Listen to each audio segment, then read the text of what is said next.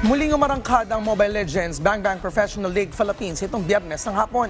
Tampok dito ang rematch sa pagitan ng Season 12 Grand Finalists na AP Bren at Blacklist International. Ang detalye sa report ni Rafael Bandairel ng PTV Sports. Rise and shine, Rafael. Muling umarangkada ang Mobile Legends Bang Bang Professional League Philippines para sa ika-13 season ng liga nitong Biyernes ng hapon. Sinimulan ng bakbakang Minana Evos at TNC Pro Team ang aksyon ngayong season. Magandang panimula ang sumalubong sa Minana nang talunin ang TNC sa dalawang magkasunod na laro. Pero ang main event ng Day 1, ang rematch sa pagitan ng grand finalist noong huling season na AP Bren at Blacklist International. Angat na angat ang chemistry ng Bren sa Game 1 nang tapusin nila ang laro sa loob ng 16 minutes na may 12 kills to 5 at mahigit 7,000 gold lead.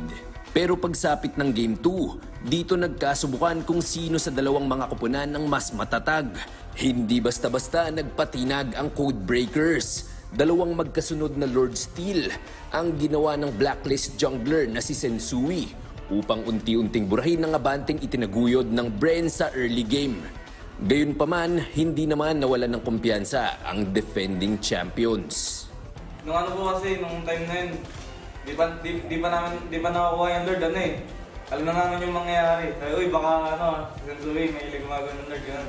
Kasi nangyari nga, yung ginawa, niremedyohan namin, ayun, di na siya nakaulit. Nakadalawa lang siya, pero di na nakatatlo.